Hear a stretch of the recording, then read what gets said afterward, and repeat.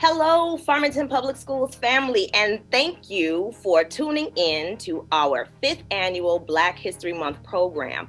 Even though we are virtual this year, we have an excellent variety of items for you to see this evening, including student dialogue, some dancing, some singing, some performances, all surrounded around our theme, We Are Black History. And that is all of us, every single one of us, because everything that anyone does to help us move forward helps move everyone forward. Black history is American history, and we are so pleased to be able to bring to you this wonderful presentation this evening.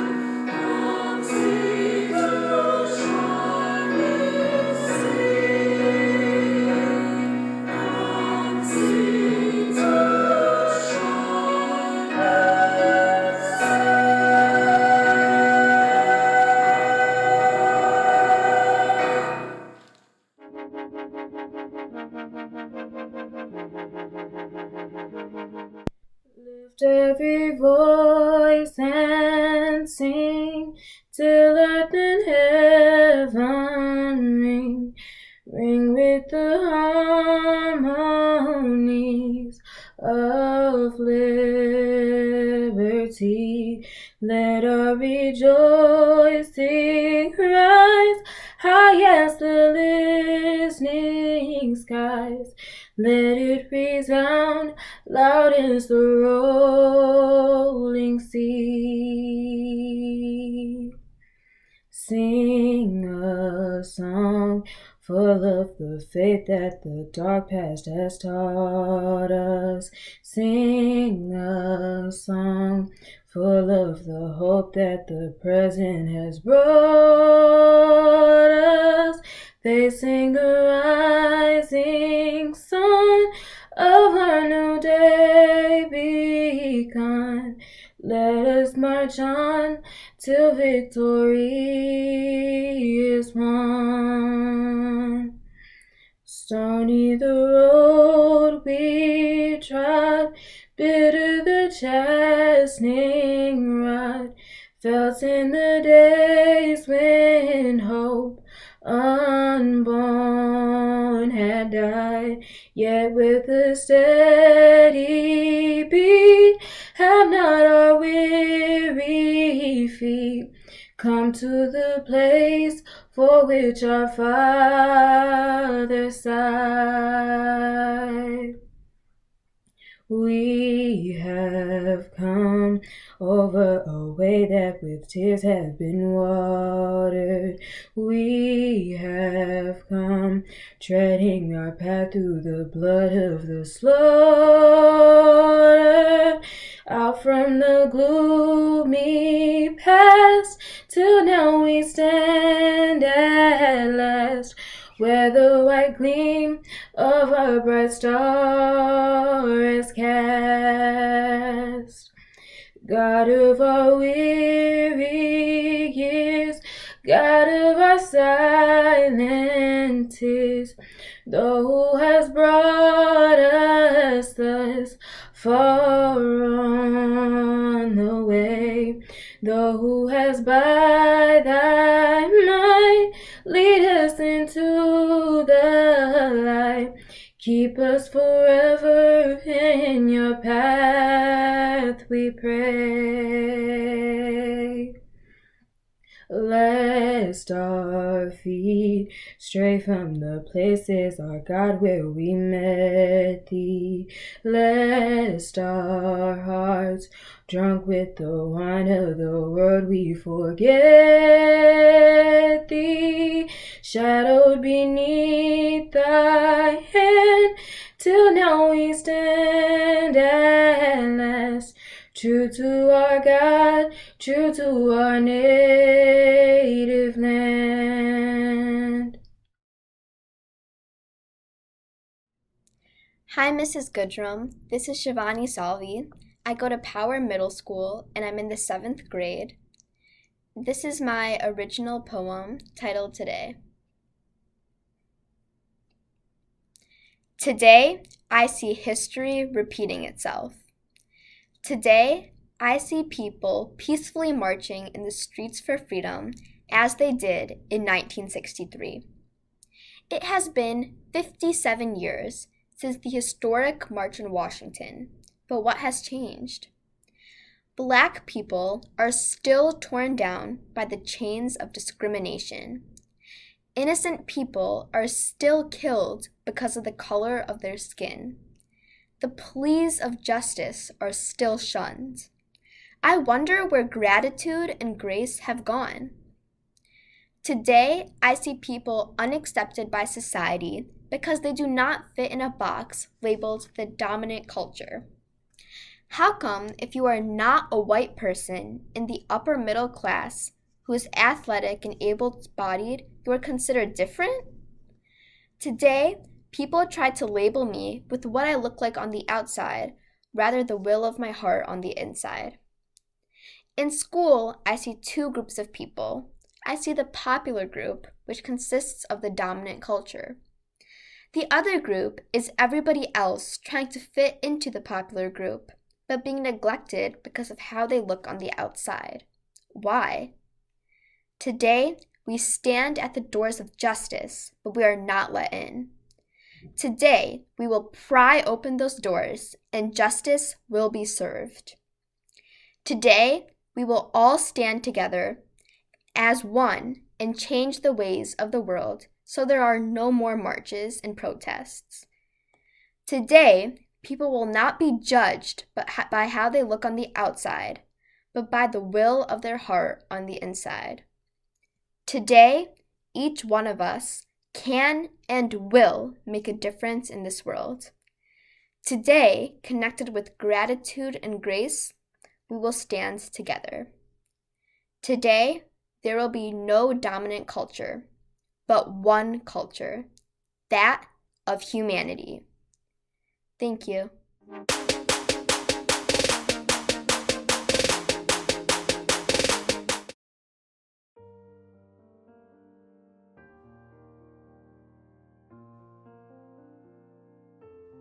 Hello, Farmington Hills community. My name is William Malcolm, founder and director of the Dream Kings Leadership Program. I'm excited to talk to you about the project that our students at Hillside Elementary School did for Black History Month. Oftentimes when Black History Month comes around, we focus on some of our prominent icons, but for this project, our 4th and 5th grade students at Hillside focus on a lot of the unsung heroes, their Black male icons. I asked each of our Dream Kings to do a report and record their unsung Black male icon. This is what they created. Hi, my name is Logan. I'll be teaching about Charles Clint Spalding. He was born in 1874, 9 years after the end of the Civil War. He was a businessman in North Carolina. He started selling insurance in 1899. He died in 1952. He and his partners built their insurance company into the largest Black-owned business in the United States at the time. Spalding helped African Americans to sign up to vote. He told the police to hire Black police officers. His company helped other Black-owned businesses. He helped lead Howard University, where later Vice President Kamala Harris went to college. He fought for equal opportunities for African Americans. He was given honorary doctorate degrees from many universities. North Carolina Mutual is still a strong business today. Bye! Have you ever heard of the phrase, the real McCoy? It originated with Elijah McCoy. Hi, my name is Anthony. It's Black History Month. I'll be telling you about Elijah McCoy. When he passed away, he was 85 years old. He was born in 1844, and he died in 1929. Elijah McCoy was an African-American inventor who invented the lubrication cup. The lubrication cup is a device that helped trains run more faster and more efficiently. His parents were George and Emilia McCoy. We still use the lubrication cup today in our steam engine trains. Because of his inventions, trains can run more faster and more efficiently, and it's more safe. Elijah McCoy was a great man who invented stuff to make our world better. To this day, lots and lots of people use trains to travel around the world. Thanks for watching my video. Hi, my name is Todd, and for my Black history, I chose Benny Napoleon as my icon. Benny Napoleon made great contributions in the city of Detroit as the police chief and Wayne County Sheriff. His career in law enforcement included many nationally recognized accomplishments, including rescuing a baby from a barricaded gunman incident, reducing crime by 30%, and bringing attention to the need of mental health for those in jail. Benny Napoleon mentored aspiring law enforcement officers, including my dad, the Assistant Chief of Police, Todd Benson. Benny Napoleon also taught criminal justice at the University of Phoenix. Benny Napoleon served his community as an attorney, chair of the Michigan Civil Rights Commission, and advocate and coach of the youth programs such as PAL and the Boys and Girls. Even with his popularity, he was considered kind, humble, and generous. Benny Napoleon was considered Detroit's most loved firefighter. Most people refer to him as My Benny. This shows how loved and respected he was. With all his accomplishments and awards and achievements, he was most proud of the title Dad, Papa, and Son. as he valued family. The reason I chose Benny Napoleon as my icon is because he valued family, keeping people safe in his community. Dr. Cornell Ronald West was born on June 2nd, 1953 in Tulsa, Oklahoma. He is an American philosopher, author, critic, actor, and civil rights activist. Dr. West became an activist early in his life. While in high school, Dr. West marched in civil rights demonstrations and participated in protests. West graduated magna cum laude from Harvard University in 1973. He earned his PhD from Princeton University in 1980. He is currently a professor of philosophy at Harvard University. Dr. West has written 20 books. He is a frequent guest on CNN and C-SPAN. He is also a member of Alpha Phi Alpha Fraternity Incorporated. Dr. West has a passion to communicate to a vast variety of publics in order to keep alive the legacy of Dr. Martin Luther King Jr. A legacy of telling the truth and bearing witness to love and justice. Brian Gumbel has been recognized for his groundbreaking work as a Black American sportscaster. Since 1995, he has hosted Real Sports with Brian Gumbel. His show has been rated the best TV sports program by the LA Times. He also has a grand list of accomplishments, such as winning the Peabody Award, and he has won 28 Emmy Awards. Gumbel has co-hosted the Today Show for over 15 years, and he has hosted many other sporting events worldwide.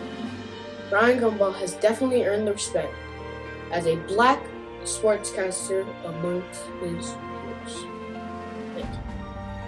Hello, my name is Keon, the Black male icon. I will be talking about is Federal District Judge Damon Keith. Damon Keith, one of the most prominent African American judge of the federal bench who upheld civil rights and civil liberties. He has served as a senior United States Court of Appeals judge for the 6th Circuit Court in 1977. Damon Keith receives numerous honors and awards, including 38 from various colleges and universities. The NAACP's highest award, the Spring Guard Medal, the 1997 American Bar Association Thurgood Marshall Award. He also received the Lifetime Achievement Award from the National Black College Alumni and was introduced into their Hall of Fame. He never retired, dying in office at the age of 96. Thank you. Roland Hayes was born on June 3rd, 1887 in Georgia. His mother was a farmer slave. By the time he was born, his parents were tenant farmers. That means they rented the land they farmed. His father was his first music teacher and taught him to love the sounds of nature. His dad died when he was 11, plus his family moved to Tennessee, where his mom founded a church, plus introduced him to the style of music he loved. He became a very famous Tennessee singer and composer, which means he wrote his own music. He was one of the first African American artists to record his music professionally. He sang French, Italian, and German. He was married to Helen Manning, and he died in Boston on January 1st, 1977. Edward Alexander Boucher was born in New Haven, Connecticut in 1852. He was the first African American to graduate from college with a PhD, a non-medical doctorate. He went to Yale, a prestigious college, and studied physics.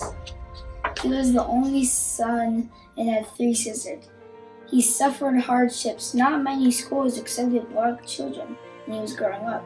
It was hard for him to find a job as a professor because of racism. He never married or had kids. He taught many students about physics, and there are 2 society names after him today for physics and students. Mr. Boucher taught me to follow my dreams, even if I don't see other people who look like me doing it. My name is Jacob, and I am researching about my hero, my Black American hero, Ernest Everett Just. He was born in 1883 and died in 1941. Ernest Everett Just was an African American biologist and educator best known for his pioneering work in the physiology of development, especially in fertilization. Career success. Just's first job out of college was as a teacher and researcher at the traditionally all-black Howard University.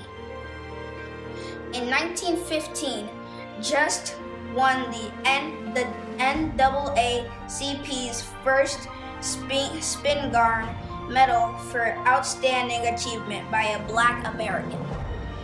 Christian Gudo. I'm going to be telling you about Pelé. Pelé was born on October 23rd, 1940, in Brazil. Pelé was a soccer player that could change racism around the world. At 17, Pelé was the youngest person to win the World Cup. He scored 1,283 goals in his first class. Pelé was one of the best soccer players to ever play. And one day I hope to be just like him. Thank you for watching, and to learn more about the Dream Kings program and the mission, visit www.thedreamkings.org.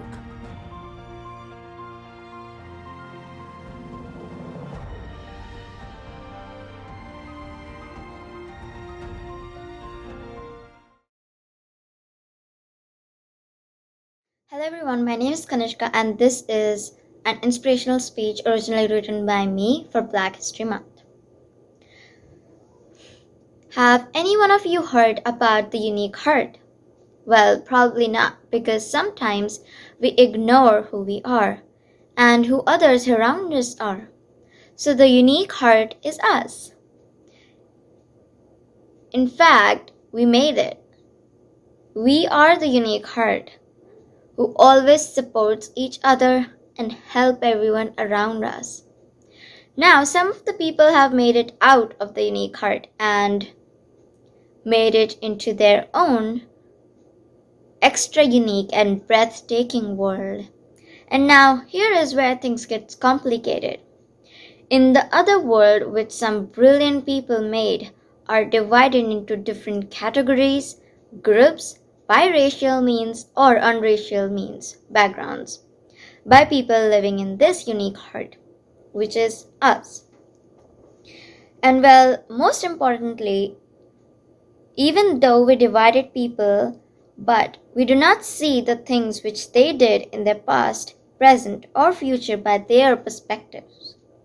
Like, do we ever see by why did they did these things? And by what perspectives? Do we even think that whether they did this just to help other people so that people in the future won't suffer, or that people in the future would not honor them because of their background, so that they did some difficult things. They had to choose some difficult things so that people in the future would take their demands, beliefs, requests seriously and also learn to respect them. Or both, if not any other type of perspective. And well, it's always difficult to figure out other people's perspective, right? But what we can do the least is to just honor them with for who they were or who they are now. Even though we divided them from the very start, from when this all began. And not just one type of different, but many types of different backgrounds.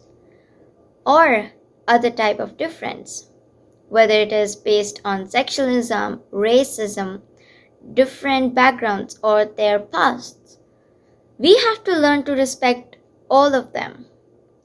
And well, this month is the month of February, which honors the important lives of African Americans.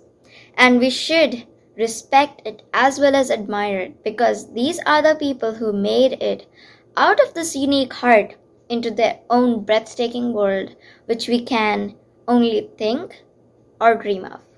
Thank you.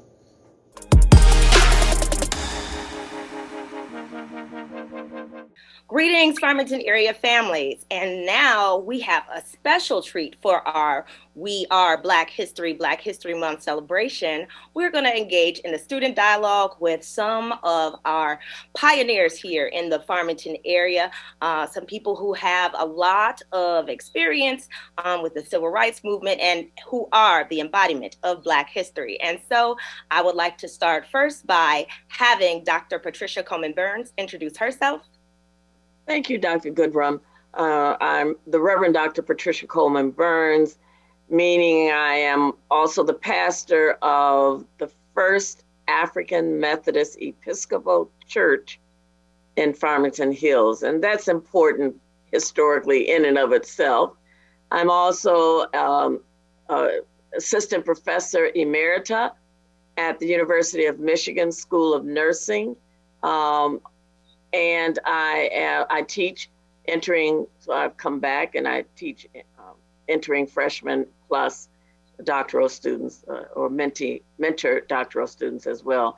I came to University of Michigan in the 90s, particularly as the director of the Office of Multicultural Affairs. It was called Minority Affairs, but I immediately changed it to Multicultural Affairs, which became a wave throughout the University of Michigan. I'm also the co-convener of the beloved community in the Farmington area as well. So thank you so much for this opportunity to engage in this conversation. Thank you for being here. And next, if we can have Mr. Raymond B. Randolph Jr. introduce himself. Well, first of all, you doesn't have to call me Mr. Randolph. You can call me Ray. Okay.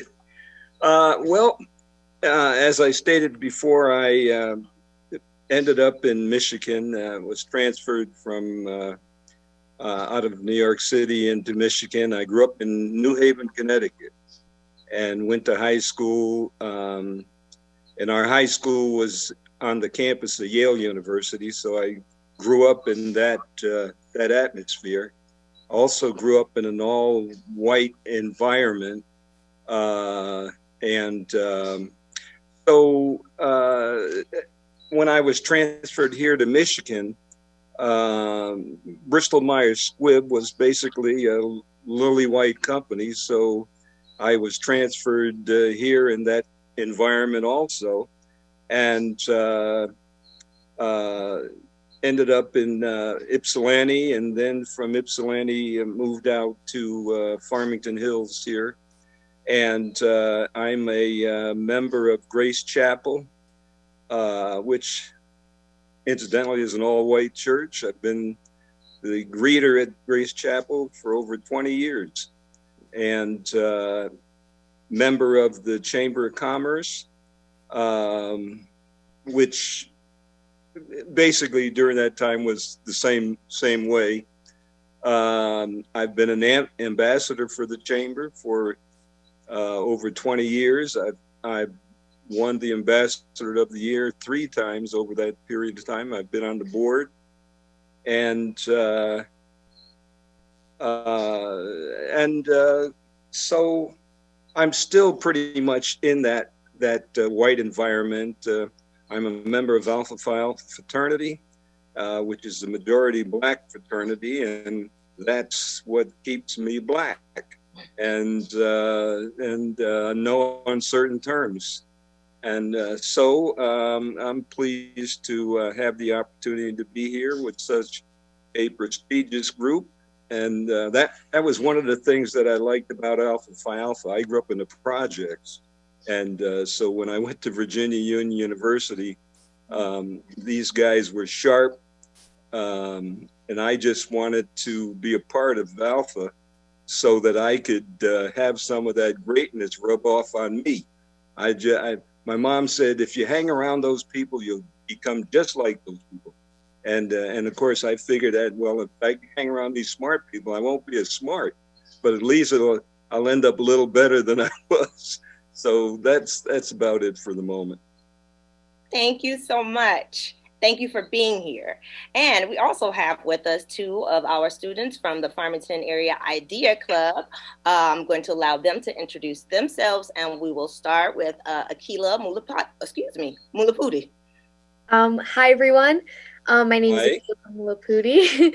I'm a senior at Farmington High School. I'm also part of the Idea Club and the Strike Club at Farmington High School. I'm also the president of Student Roundtable. So student voice and, diversity, equity, inclusion are all things that I'm really, really passionate about. And it's been a very big influence on my career goals and my life goals.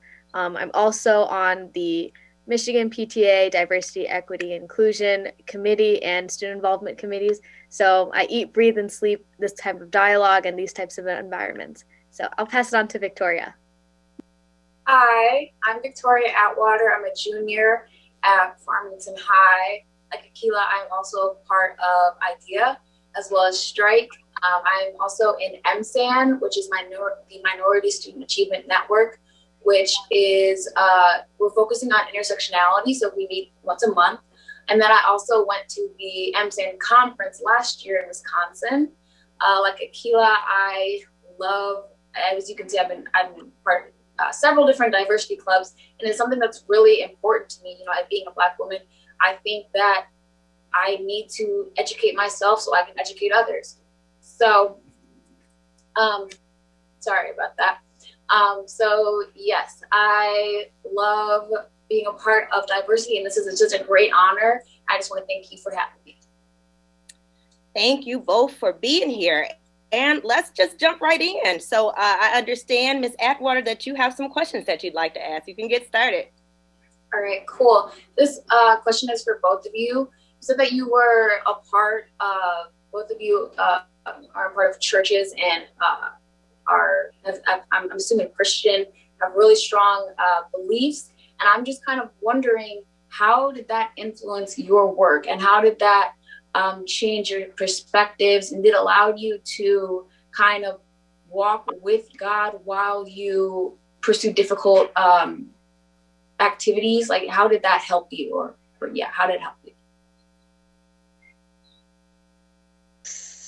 Excellent question, Victoria. I think the African Methodist Episcopal Church is 200 years old. And so the history of the Black church, have you all been watching the Henry Louis Gates PBS special on the Black church? So if you all don't have time for that, you're studying as juniors and seniors. But the history of the Black church has been a history in most cases of resistance. And one might ask, there's a saying that Martin Luther King talked about it. It was another woman who advanced it that says Sunday morning at noon is the most segregated hour of the day. And I like to look at that as that people make choices.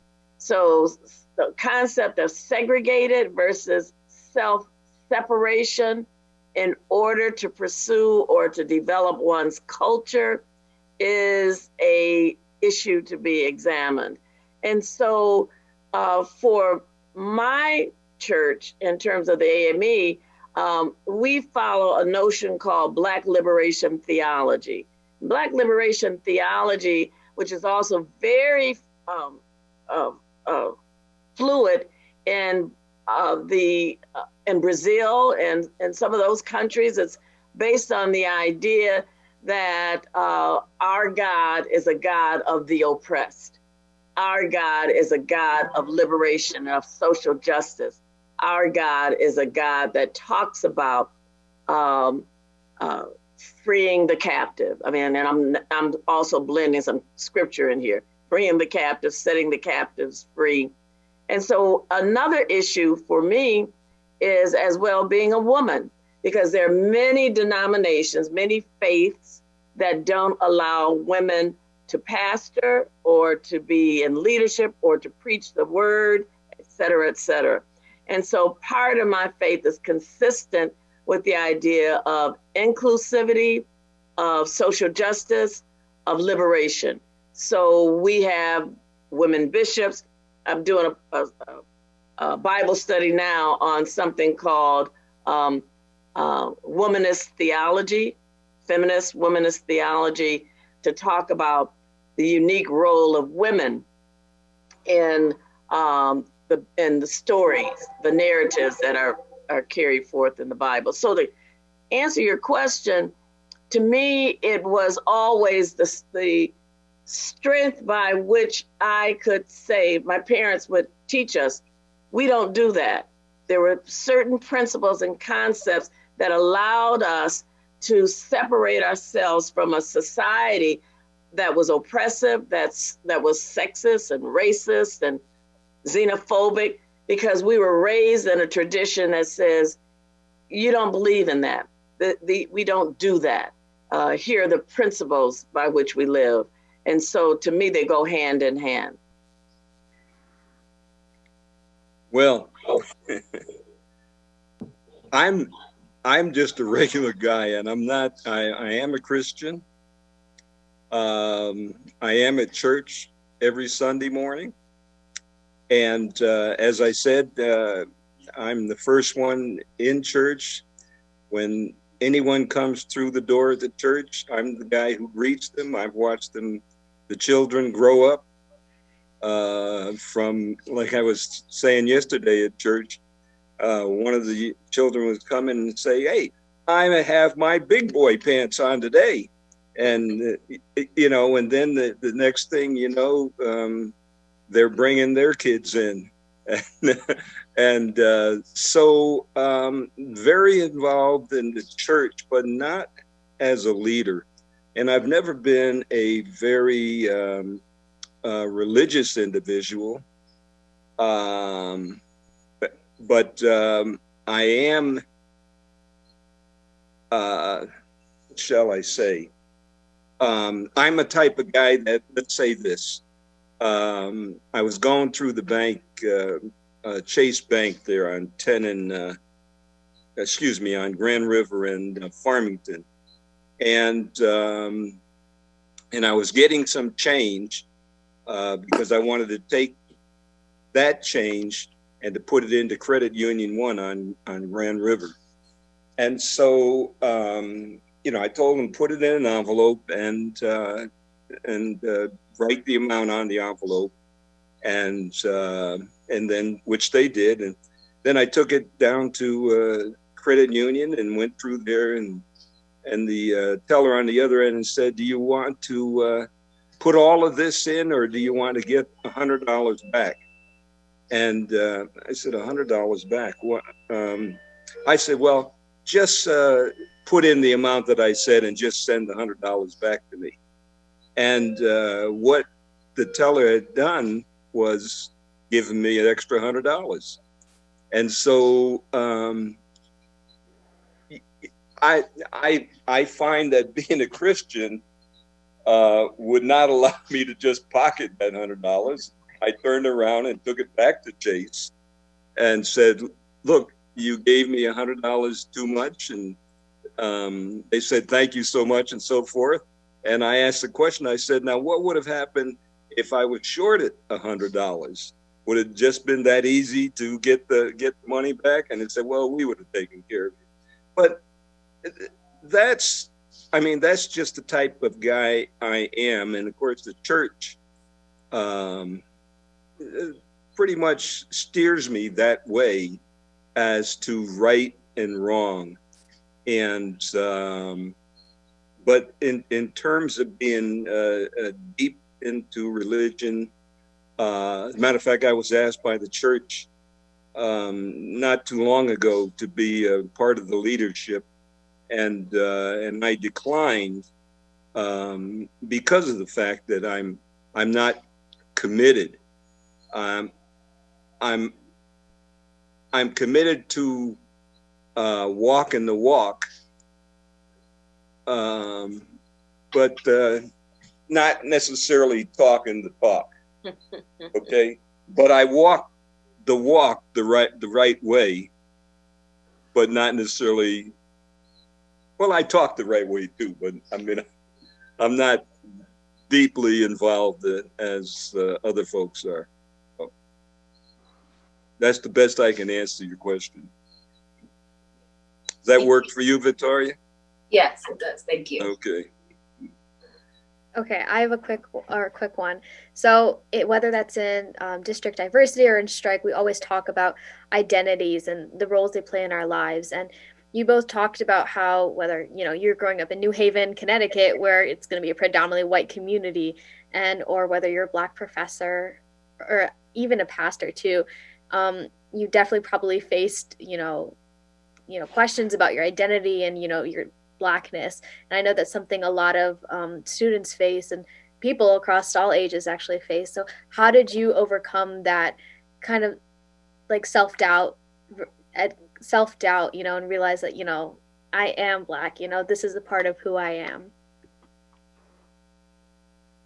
I'm glad you used you phrased the question in terms of talking about Blackness.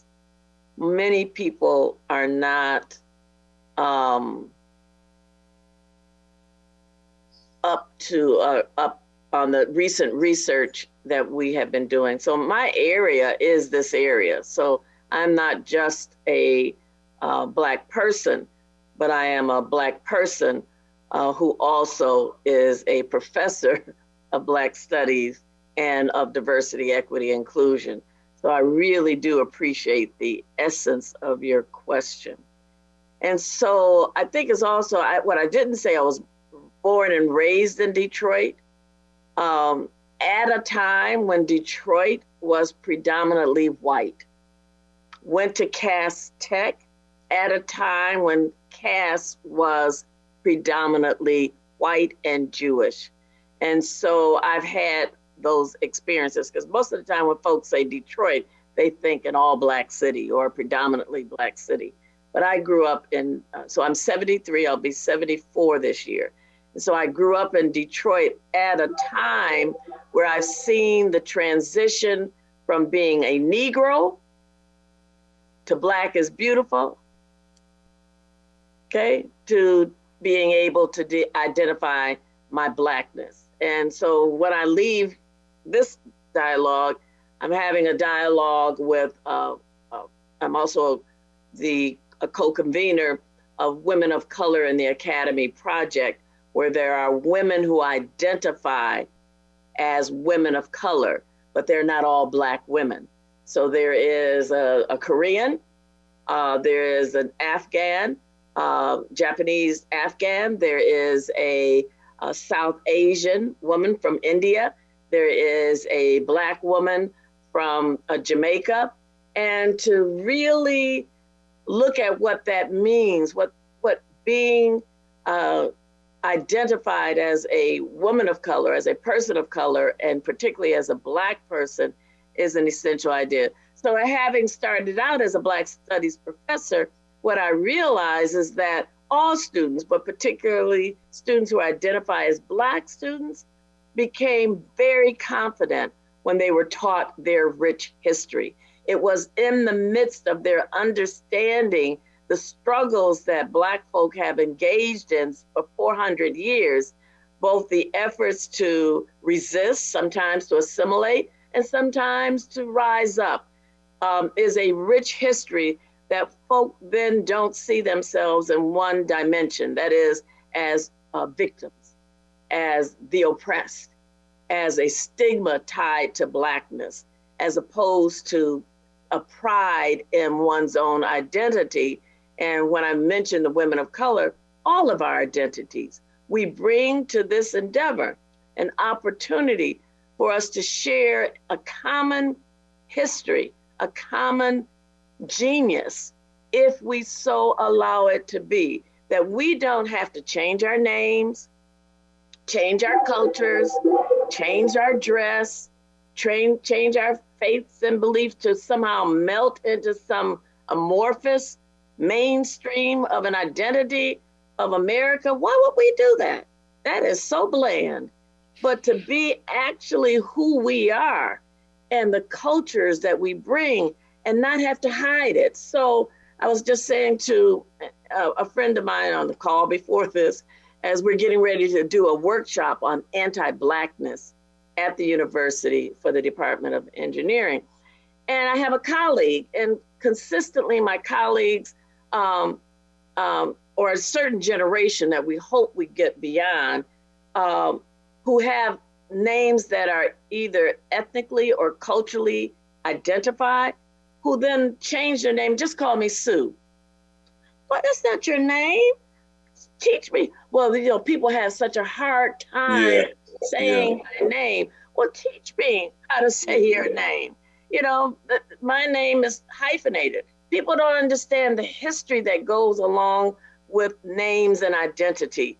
So my answer to your question is, I think when we include the true history of the United States, the struggles that we have engaged in, that it will elevate all of us as opposed to stigmatizing some of us who therefore would not want to identify with their own cultural, ethnic, racial, familial, you know, backgrounds. So we've got to get to that place where we truly celebrate the uniqueness and the value of who we all are. Does that answer? Yes. Well, Dr. Burns, that's I appreciate the education that you're giving me.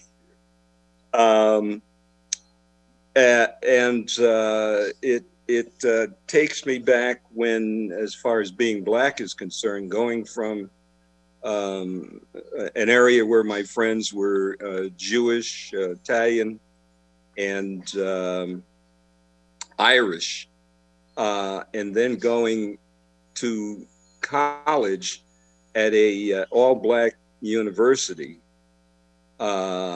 where I found out that I was no longer white, but now I was Black and then some.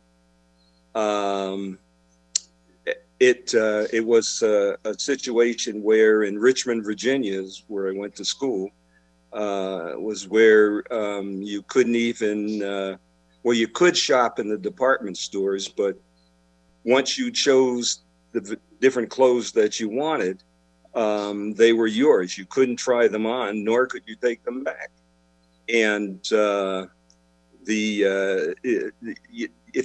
if you took your date out to the movies, you'd actually have to go outside to a fire escape and go up the fire escape to the top and watch the movie there. It was such a Black folks always lived in fear of white folks. And as a matter of fact, during that time, if you were walking down the sidewalk and a white person was coming towards you, you'd step aside and let them go by. So in terms of my Blackness, that's not what I grew up on. So when the civil rights, and I am a civil rights activist, and so I was, this was during the 60s, I was a member of the Richmond 34. We started the sit-ins going into the restaurants and as Who groups. you And, are. I knew who you were. Come on now. The Richmond, yes. Go yeah. ahead. As a matter of fact, today, the 22nd, is the 61st anniversary of the Richmond sit-ins. So talk about that, because I interrupted you. But say, come on now, Mr. Modest, talk about it. So, but anyway, talk about the sit-ins. What happened? Well, I'm getting ready to. So that was a situation where it actually started at North Carolina A&T in Greensboro, North Carolina, where 4 students went into a Woolworths and sat down and asked to be served and were arrested. And then that moved to Virginia Union University, where 200 of us marched down on Broad Street, which is the main street, downtown Richmond, Virginia, and sat into W.T. Grant's, the Woolworths, the Kresge's, and so forth. And then the next day, 34 of us went back down to downtown to the department stores, and we went into this Richmond room. Now, Richmond room was really an area where, if you sort of remember Gone with the Wind and the umbrellas and that type of thing, this is where that class of individuals had their lunch and their tea and so forth and so on. So anyway, we went in there, and since I was the first one through the door, I was given a card which basically said, "You're trespassing. If you don't leave, you're subject to arrest or a $100 fine." And so we were arrested. So, but 50 years later, there's a historical marker downtown Richmond where Tallheimers used to stand. And on this historical marker was the story of the Richmond 34.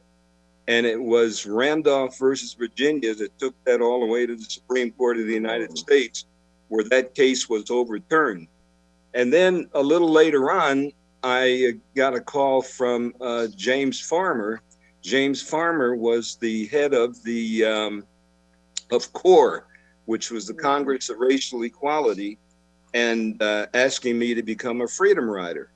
And to which I said yes. And a friend drove me to New York City, and I caught the bus from New York to Nashville, Tennessee, where I met Diane Nash. And you remind me of Diane Nash, because she was just a little girl, but she was on fire.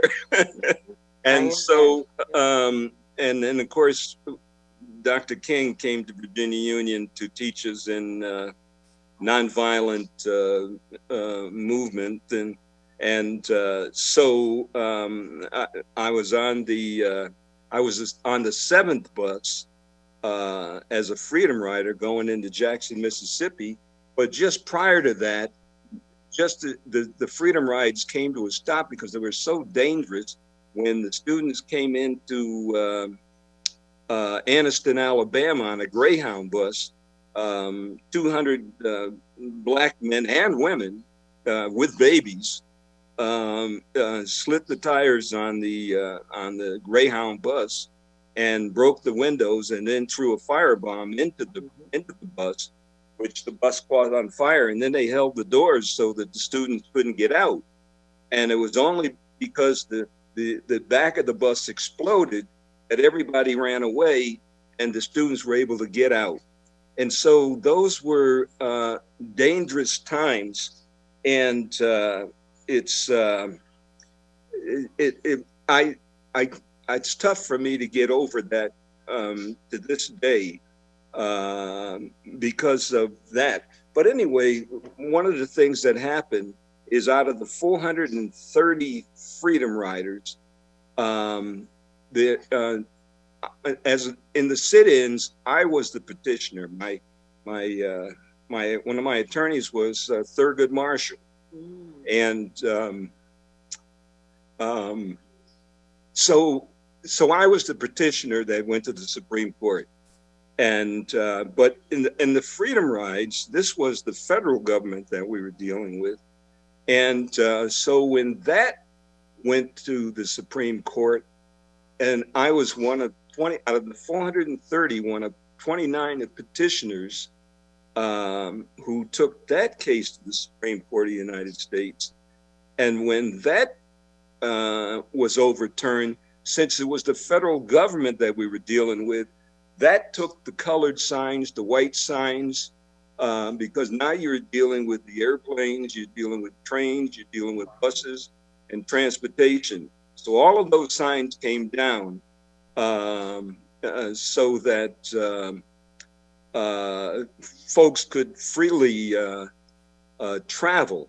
But being black in the South at that time, that's where fried chicken came from, because what would happen is when you traveled, you couldn't stop at a rest stop, you couldn't use the bathroom, you couldn't do anything.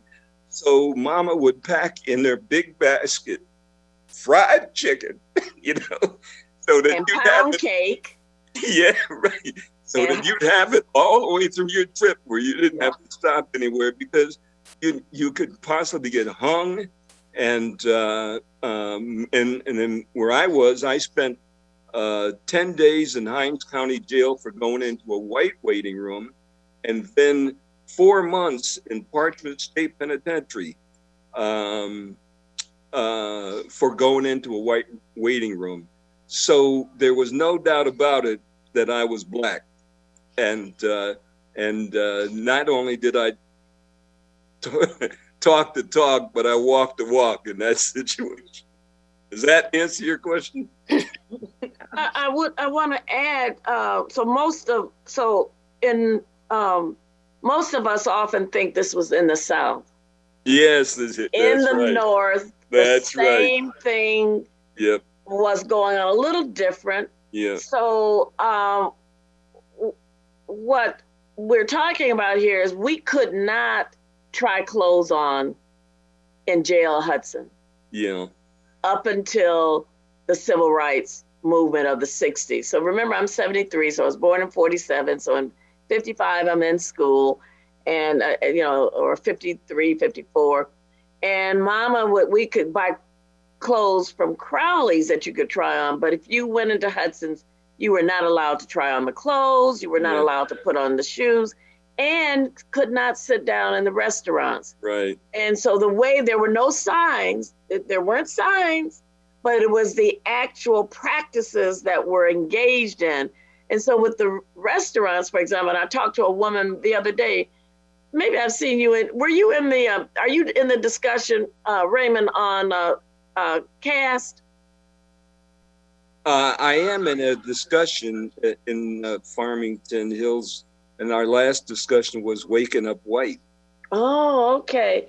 So I met a woman at one of these places, and she worked for Hudson's. And so, so she was sharing with me, because I said, the 14th floor restaurant in Jail Hudson's on Woodward, we could not go in. And they would say stuff like, "Oh, I'm so sorry. There's no room. A big wedding party is coming in, and they booked the whole room, and so we couldn't go in." And there was a bathroom that was attended by Black women. Yeah. That we also couldn't go in. So when the civil rights movement occurred, my sister, so I'm rather brown. My sister's fair skinned, very light. Yeah. And so when she said, "Girl, go into that restroom," I'm like, "I'm not going in there." She said, "Go in there. Those people, dry your hands." And so so what are we talking about here? That these transportation laws, these resources that were excluded from opportunities that we could and could not have, did in fact disadvantage us. So I didn't even know about these bathrooms and having these resources. So we're always trying to catch up, even in 2021. Absolutely. So often the things that are said we as a people may or may not have those experiences. And so folk may say, well, you can't do that. And then, we were taught, well, maybe you can. I hope I'm, so the whole sense of what resources and being denied resources and opportunities disadvantages even you today in terms of cumulative wealth and cumulative education. So those may sound like we're talking way back in dinosaur time, but they are still affecting us today. So one of the things that in my growing up, being in a predominantly white environment and being in a predominantly Black fraternity, and I'm 81, so I've been a lot of years in this situation, but I have been in a mostly white environment, so therefore I think white because that's been my background. But my fraternity, which is a Black fraternity, keeps it real for me. So I inform my folks, especially in white groups that I talk to, that I have the opportunity to walk in both your shoes. I think white just like you do, and I'm Black. And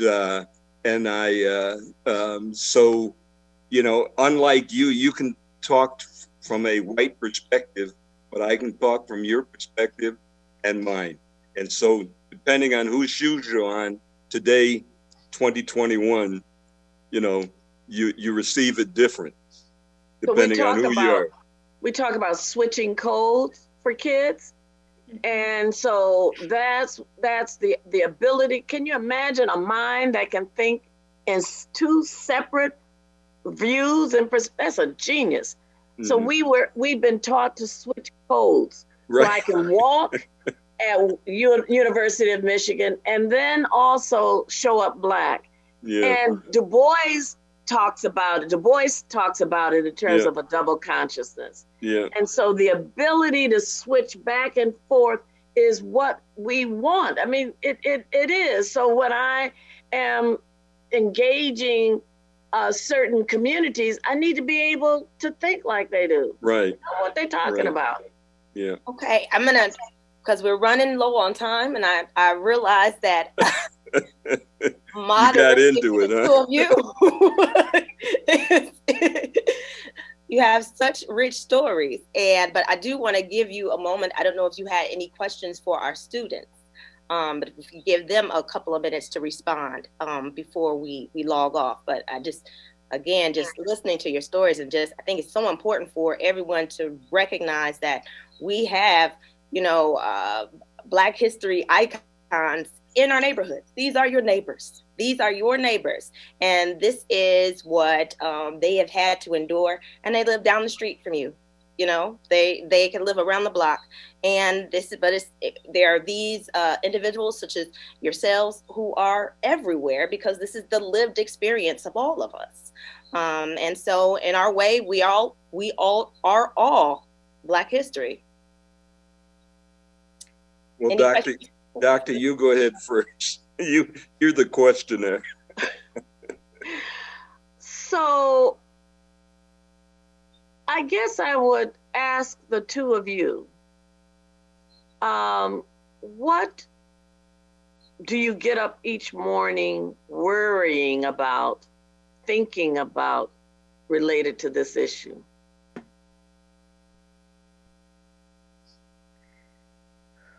Okay, I guess I'm going first.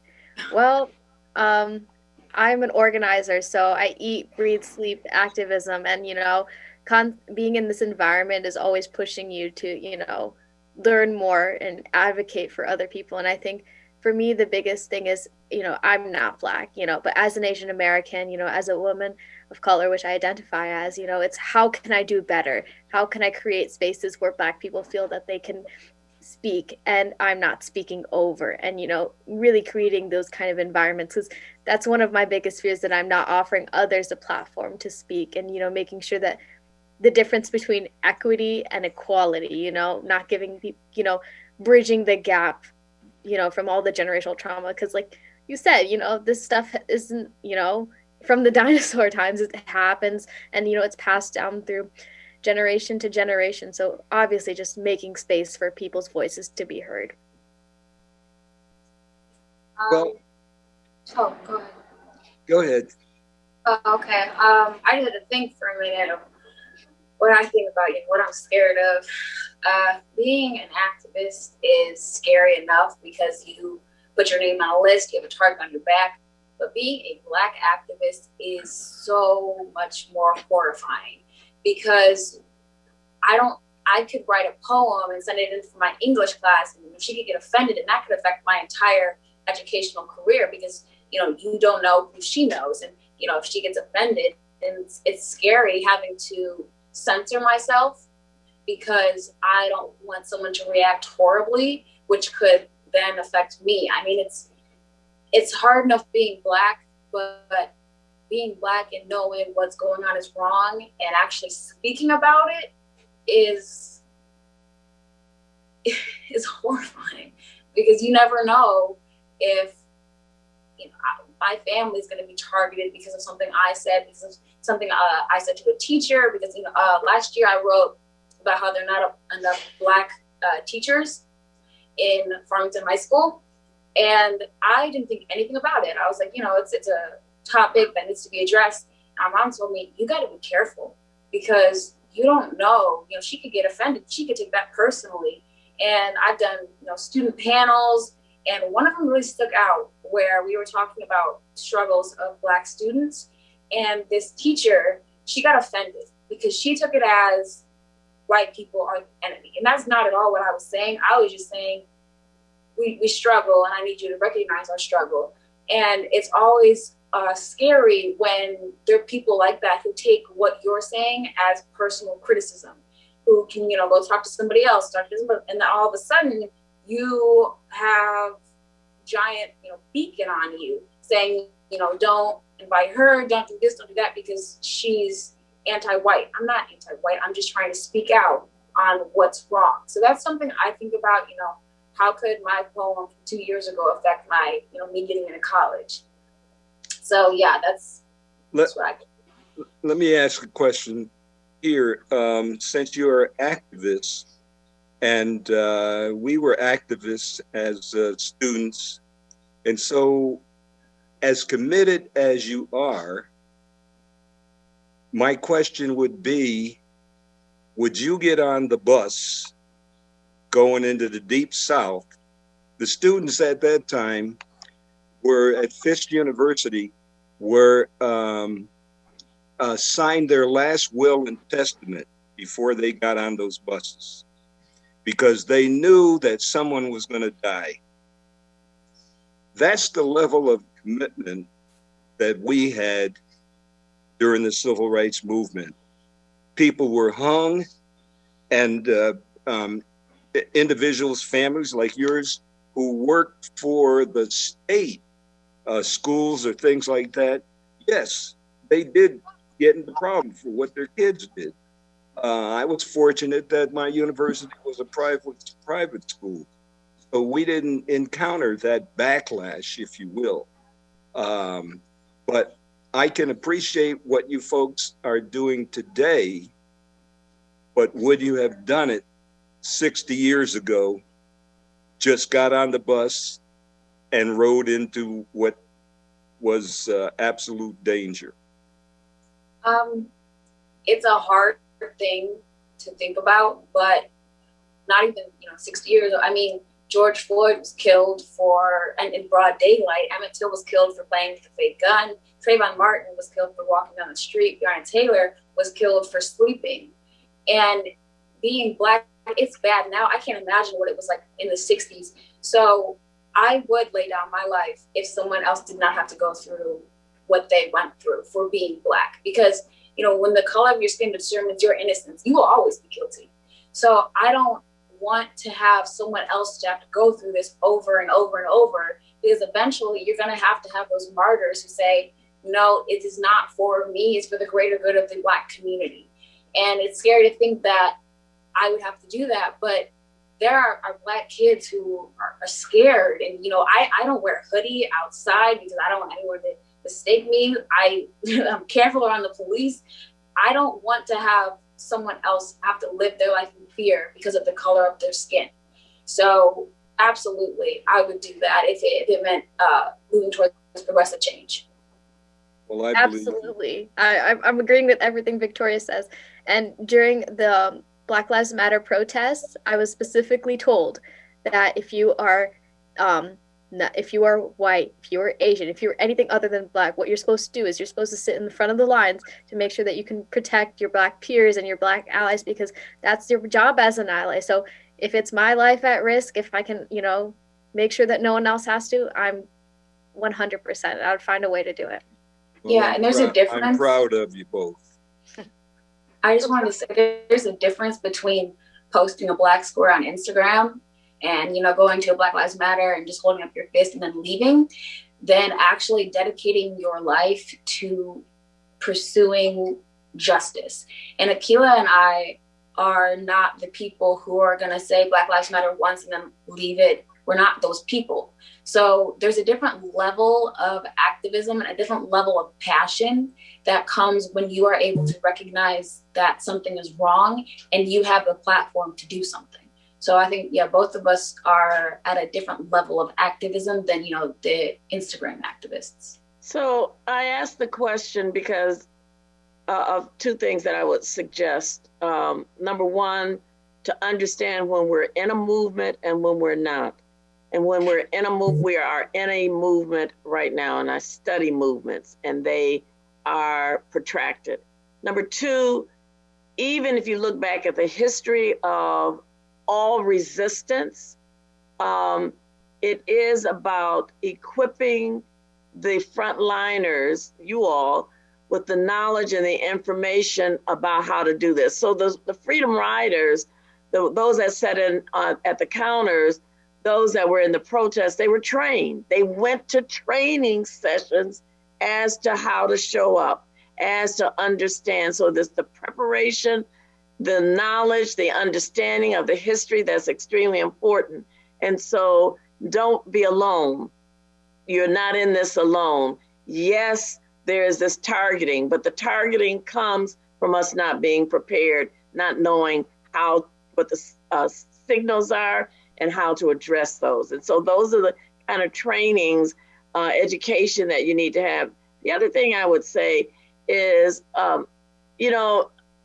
what I want for non-Black people, Akila, is to ask yourself, how does this history harm me? You're not just there to protect Black folk, you're there to protect yourself. Yes, and to figure out what it is that you get from this. Because you shouldn't be cannon fodder for somebody else's movement. Yes. What is this movement for you? I think we say we don't deal with that enough. And the enough is you are harmed by this racism. You are harmed by not knowing this history. You are harmed by not being able to benefit from the genius of your Black identified peers. So when we talk about a movement that addresses these questions, not just to be somebody's front line, even though I would need all you young folk to stand because I cannot run. So what I do is talk about it. I need you all to be out there for me. But this is something for us all, not just on behalf of someone.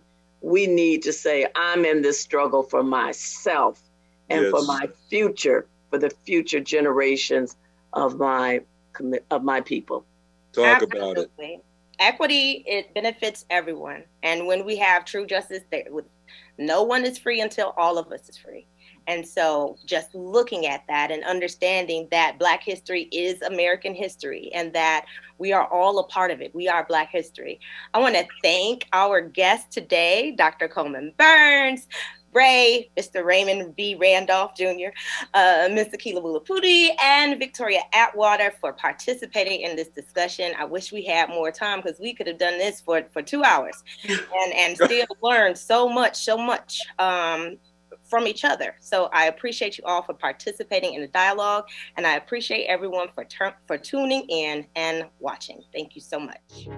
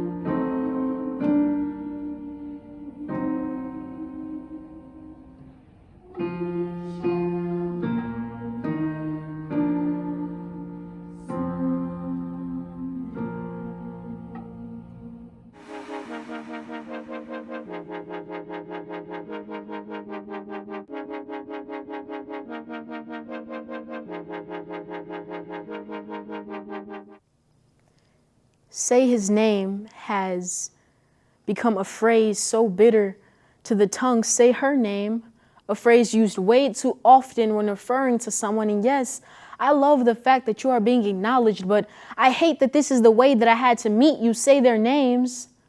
I'm so sick of turning on the news and seeing the same story of people who look like me, murdered, beaten, and left in the streets, yet and still some wonder as to why we take a knee. Say their names has become a phrase that I'm so scared that I have to know. As if we have to remind some that our lives matter. And yes, I have love for everyone. So when I say that Black lives matter, I'm not saying that other lives don't have meaning. I'm just saying the difference between your body and mine is that we have not been receiving the same beatings. And quite frankly, it's getting out of hand. Anytime someone can be shot, dead, and murdered while lying in their very own bed, but, I'm sorry, this is the wrong room, or, I'm sorry, he fit the description, or, I'm sorry, I thought he had a gun, or, I'm sorry. Well, you know what, I'm not sorry because he shouldn't have ran, but why wouldn't he? Because he's scared and he has every right to be. You put him in a death situation and then turn around and chose murder. So yes, it is the same story of people who look like me with the same fate as them, yet and still the villain is always set free. So yes, I say their names because their stories deserve to be remembered. I hope, I pray, and I wish that these are the last names that we will ever have to say. I'm Zainab Ahmed, and this is an original poem called Black History is American History. When America was at first nothing but a land, men and women worked hard every day to make our country grand. Hours under the sun spent on plantations, planting, growing, and harvesting, time by time being called for repairing, building, and polishing. And in spite of the great difficulties they surpassed with immense hard work and determination, they were denied their rights and struggled to escape the wrath of disenfranchisement and segregation. But instead of accepting oppression and living in fear and trepidation, they were strong and united their voices against this belief of discrimination. They were a force to be reckoned with when working for a pursuit of truth and justice. Through peaceful protests and boycotts, they endured hardships and roughness. They fought against the adherence of racial disparity and maltreatment, and by doing so, they got well-deserved liberation from prejudice and inequitable treatment. Today, we still raise awareness of this to instill in the minds of people egalitarianism, that all men and women are created equal, defying against the wrong idea of racism. All people are important no matter what gender, ethnicity, or race, and the immense effect that colored people left is something we cannot erase. They built our land from a rebellious country to a powerful nation, and invented countless technologies and contributed to modern education. The power of their knowledge and talents is something we cannot compare. Giving them credit for all that they have done is only fair. They shaped the past, the present, and the future in the making, and their abilities to make our nation grow is awakening. We appreciate Black lives and their impact on our society, for we are ever-changing, moving past all that is considered an impropriety. Now we strive to perfect our nation and reach our arms out to each other, as we share our ideas to learn and grow, sister to sister and brother to brother. We put aside our differences, being braver and stronger when we are together, because our force is like that of which nothing can match when we are with each other. Thank you.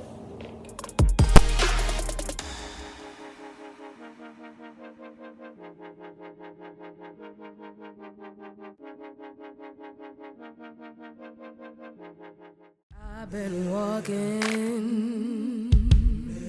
with my face turned to the sun,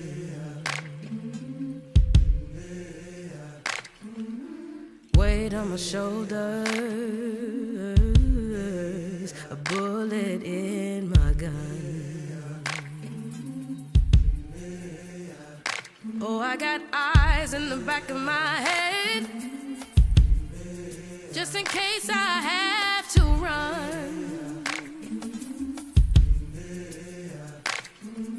I do what I can when I can, while I can for my people. While the clouds roll back and the stars fill the night, that's when I'm gonna stand up, take my people with me. Together we are going to a brand new home, far across the river. Can you hear freedom calling, calling me to answer? Gonna keep on keeping on. I can feel it in my bones. Early in the morning, before the sun begins to shine, we're gonna start moving towards that separating line. I'm wading through muddy waters. You know I gotta make up mine. And I don't mind if I lose any blood on the way to salvation. And I'll fight with the strength that I got until I die. So I'm gonna stand up, take my people with me. Together we are going to a brand new home, far across the river. Can you hear freedom calling, calling me to answer? Gonna keep on keeping on.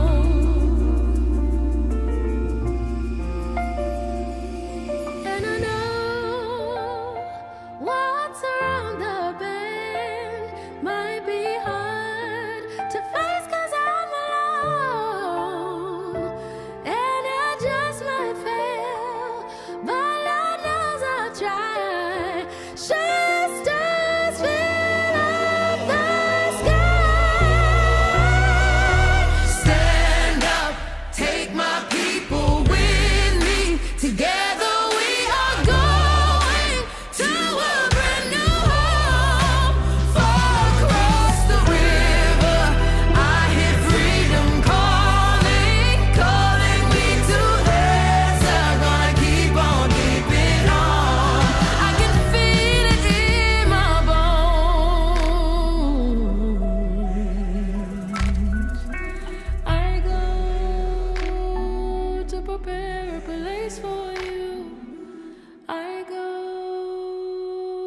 prepare a place for